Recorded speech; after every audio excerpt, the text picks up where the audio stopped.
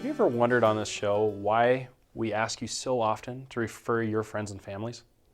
It's not to badger you. It's not to annoy you. There's a very good reason we do that. In fact, that's part of my chiropractic story. It took just one person to encourage me to go to a chiropractor, and it changed my life. And if it would have been so easy to sit by and not do anything. The reason I became a chiropractor is actually I was very interested in health. I wanted to see the amazing parts of what the human body is all about. In fact, I was a psychology and biochemistry major, so naturally I was really enthralled with the relationship between the brain and the body. You know, why would some people get better than others if they had a positive mental attitude versus a negative mental attitude? And so it was just kind of went on and on. During this course, I went from, okay, well, am I going to be a medical doctor? If I'm going to be a DO, am I going to be a nurse? Well, how can I best impact those? Oddly enough, during this time, my fiancée at the time, every time I gave her a big old hug, it sounded like popcorn. And she'd often complain about that because of her long hours of studying. Now, she's an accountant, so she studied a lot more than I did. Well, here's the thing. I encourage her to go to a chiropractor because I had previous experience with it, and I'm going to talk about that in a second. But here's the thing. She was so scared and she was so worried about it because she never knew about it. And so she made me go with her. He took the time to really explain what chiropractic was about, and I became a patient also. Now, I was going in because I had some low back pain from a previous trauma, and I'll talk about that again in a second. I mentioned that. So here's the thing. During the course of care, I started sleeping better. It was a few weeks, but then I also noticed my allergies went away. Now, this is both a good and bad thing because I was also allergic to cats, and unfortunately now I have a few cats at home. So, be careful. Now, here's the thing.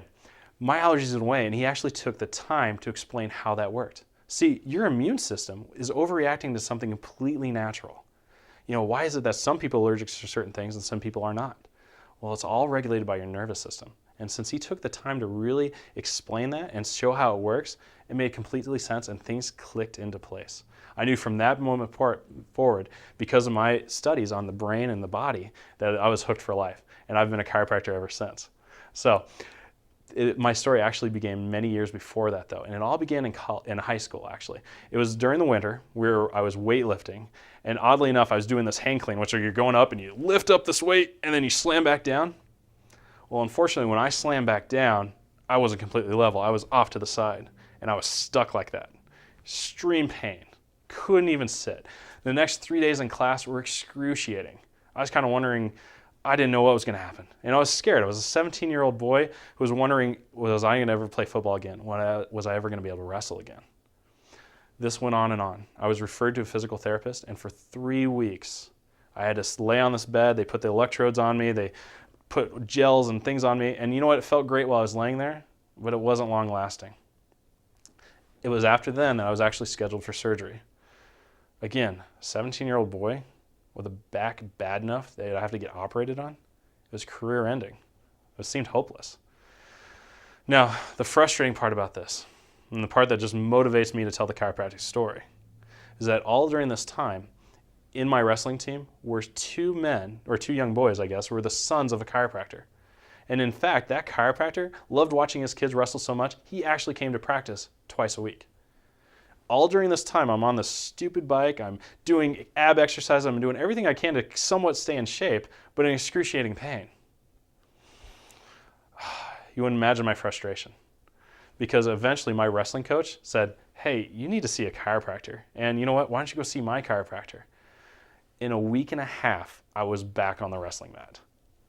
Completely astonished. In fact, it still gives me goosebumps. It was life-changing.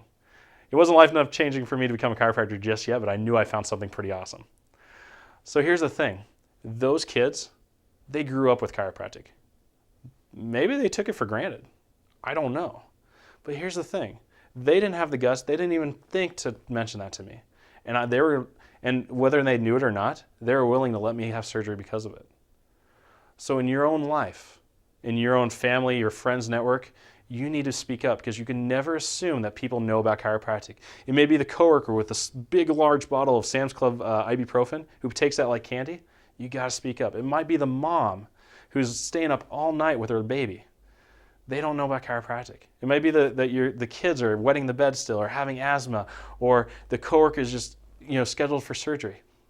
You can never assume that they actually know about chiropractic. In fact, 11% of the American population has even ever seen a chiropractor. 11%.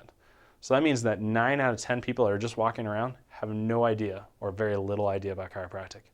It's really up to you, and you can't assume they know. You can't keep this amazing secret to yourself.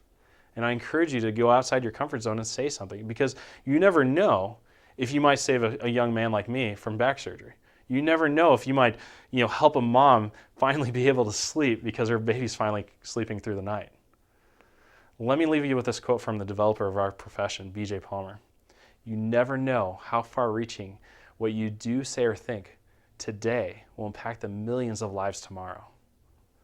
Think about that, and think about the impact that you can make.